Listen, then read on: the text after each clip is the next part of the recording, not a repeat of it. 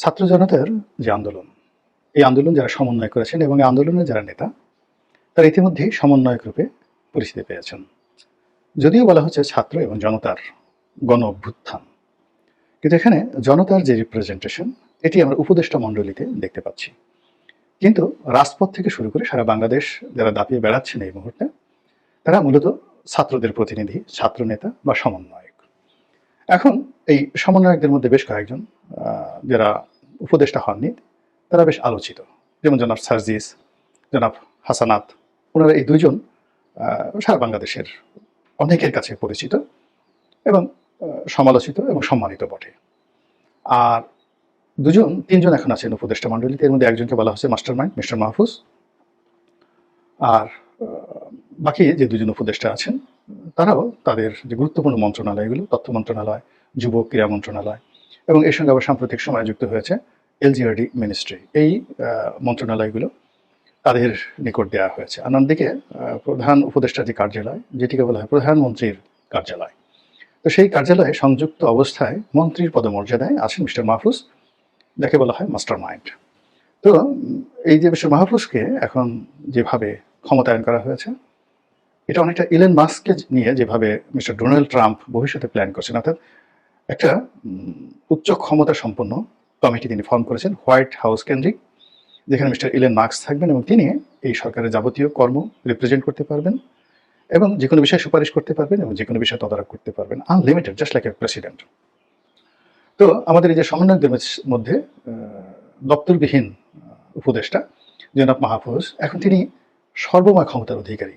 নিয়ে বয়স বড় ফ্যাক্টর নয়, ফ্যাক্ট হলো যে তার মধ্যে প্রজ্ঞা কতটুকু আছে, যোগ্যতা কতটুকু আছে, তারপর তিনি কতটা সুযোগ পেয়েছেন। ক্ষমতার যে চেয়ারটি, এটি হলো বিশ্বাসের জায়গা, এটি হলো আস্থার জায়গা, এটি ভালোবাসার জায়গা, নির্ভরতার জায়গা।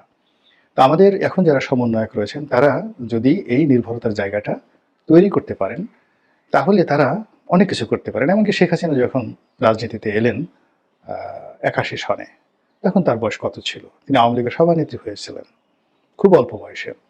কিংবা বেগম জিয়া যখন স্বামী হারা হলেন, তখন তার বয়স কত ছিল? তিনি যখন বিএনপির দায়িত্ব নিলেন, কত ছিল তার বয়স? খুব বেশি নয়। তো কাজেই এখন এই যে সময়টা যাচ্ছে, এই সময়টিকে এই তরুণ সমন্বয়ক যারা আছেন, তারা কিভাবে ব্যবহার করবেন সেটার উপর নির্ভর করে। তবে তারা যে পারবেন না, আমি এটা বলতে পারি না। এর কারণ হলো যে এই কয়দিনেই দেখা গেল যে কজনই সমন্বয়ক রূপে তারা উপদেষ্টা মণ্ডলীতে স্থান পেয়েছেন, অন্য সবার সাথে এই তরুণদের মন্ত্রণালয়গুলো দুর্নীতি কম, কাজ বেশি হচ্ছে এবং বলতে গেলে আউটপুটও ভালো। শুধু কাজ বেশি না, কাজ বেশি করছে এবং সফলতাও বেশি। আবার ধরুন আরেকজন সমন্বয়ক যিনি আছেন, সেটা হলো মাহবুব সাহেব। তো তার কোনো দপ্তর নেই, কিন্তু তার ব্যক্তিত্ব, তার কথা, তার সমস্ত কিছু, পাশাপাশি যখন আসিফ নজরুল সাহেব বসছেন কিংবা এমনকি অন্য উপদেষ্টা বসছেন, তার দাদার বয়সী লোকদের পাশে বসছেন, তো তার ব্যক্তিত্বের সঙ্গে কিন্তু অন্যরা পেরে উঠছেন না। তিনি বক্তব্য দিচ্ছেন, ক্যামেরা তার দিকে যাচ্ছে এবং তিনি মাইক নিয়ে যা কিছু বলছেন, ওটাই সংবাদ শিরোনাম হচ্ছে। তার পাশে যিনি বসে আছেন, হয়তো বিদ্যায়, বুদ্ধিতে, শিক্ষায়, দীক্ষায়, পারিবারিক অবস্থায় অনেক বড়, কিন্তু মাহবুব সাহেব যে সমন্বয়ক মাহবুব সাহেব উপদেষ্টা, আগে যিনি বিশেষ সহকারী ছিলেন, মাস্টার মাইন্ড, তার বক্তব্য কেন বারবার ভাইরাল হচ্ছে? It means he has a important message, he knows something, যেটা অন্যরা জানে না।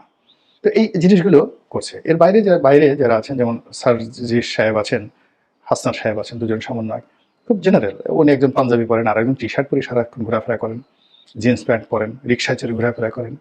কিন্তু দেখা গেল যে এই দুজনের পাশে যখন কোনো সচিব দাঁড়াচ্ছেন, মেজর জেনারেল দাঁড়াচ্ছেন, অন্য কোনো মন্ত্রী দাঁড়াচ্ছেন, সঙ্গত করেন এই দুজনের সিনা উঁচু থাকে এবং তাদের মাথাও উঁচু থাকে এবং অন্য সবাই তাদের প্রতি আনুগত্য দেখায়। It's their personality. আমরা কেবলমাত্র দেখলাম যে ক্যান্টনমেন্টে যখন এই সেনা সদরে যখন হলো, এই বছর একটা অনুষ্ঠান হলো, সশস্ত্র বাহিনী দিবস, এবং এখানে যখন বেগম জিয়া গেলেন, এই সময়টিতেই সার্জিস সাহেব বা হাসনাত সাহেব, তাদেরকে দেখলাম যে মাথাটা নিচু করে বেগম জিয়ার সঙ্গে ভদ্রতা প্রদর্শন করছেন। কিন্তু এর আগ পর্যন্ত তারা অনেকটা রাষ্ট্রনায়কের মতো, তারা কিন্তু সিনা উঁচু করেই চলেছেন এবং বাকি সবাই, কেউ তাদের কাছে সাহায্যের জন্য গিয়েছেন বা তারা কাউকে কোনো কমান্ড দিতে গিয়েছেন, তারা সিনা উঁচু করে চলেছেন। তো ইটস এ সিমটম যে তাদের মধ্যে অবশ্যই সাহস আছে, শক্তি আছে, যোগ্যতা আছে। এখন সেই যোগ্যতাটাকে তারা কিভাবে কাজে লাগাবেন, এটা নির্ভর করবে এই যে তারা যে রাজনৈতিক দলটা করতে যাচ্ছে, সেই রাজনৈতিক দলের সফলতার উপর। আমাদের দেশের যে চরিত্র মানুষের, এরা সবসময় মানুষ ক্ষমতার পূজারী। যেমন ধরুন বিএনপি। বিএনপি তৈরি হয়েছে ক্ষমতায় থাকতে এবং জিয়া রহমানের বয়স তখন খুব অল্প। এবং তিনি যাদেরকে গুরুজন মনে করতেন সেই সমস্ত লোক তার অধীনে যাকে বলা সেই চাকুরি করছে রীতিমতো। ক্ষমতায় থেকেই মানুষ অনেক কিছু করেছে। যে আওয়ামী লীগের যে গঠন, এটাও ক্ষমতায় থেকেই হয়েছে। আওয়ামী লীগ বলতে গেলে 1954 ইলেকশনে আওয়ামী লীগের যে নিরঙ্কুশ বিজয়, হোসেন শহীদ সোহরাওয়ার্দীর নেতৃত্বে, তখন থেকে আওয়ামী লীগের যে ফরমেশন, এটা ক্ষমতা কেন্দ্রিক। ক্ষমতার বাইরে থেকে আওয়ামী লীগ আসলে অত ভালো কিছু করতে পারেনি।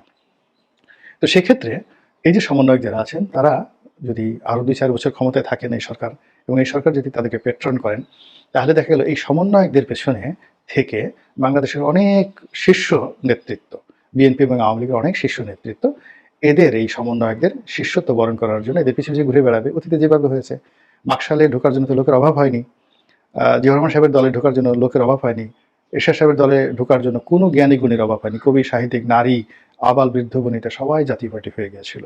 তো এটা হলো আমাদের দেশের একটা কালচার। তো যাই হোক, যেটা বলছিলাম যে সমন্বয়করা যদি দল করেন এবং এই সরকার যদি টিকে যায়, তাহলে সবচেয়ে বেশি বিপদে পড়বে বিএনপি, একেবারে মারাত্মক বিপদে পড়বে, আর কপাল খুলে যাবে জামাতের। এবং সেটা কিভাবে, সেটা হয়তো আরো ইন ডিটেলস বলবো। আর জামাতের কপাল খুলে যাওয়ার পরে দ্বিতীয় যাদের কপাল খুলবে তারা হলো আওয়ামী লীগ। এবং এটা একটা ইতিহাসের সবচেয়ে নির্মম, নিষ্ঠুর অথচ রূঢ় বাস্তবতা, যে আওয়ামী লীগের বিরুদ্ধে সমন্বয়কদের যুদ্ধ করতে হয়েছে, তারা ক্ষতিগ্রস্ত হয়েছে এবং তাদের বিজয় সূচিত হয়েছে। এই সমন্বয়কদের বিজয়ে আবার দেখা গেল আওয়ামী লীগ সবচেয়ে বেশি বেনিফিট হয়ে যাবে।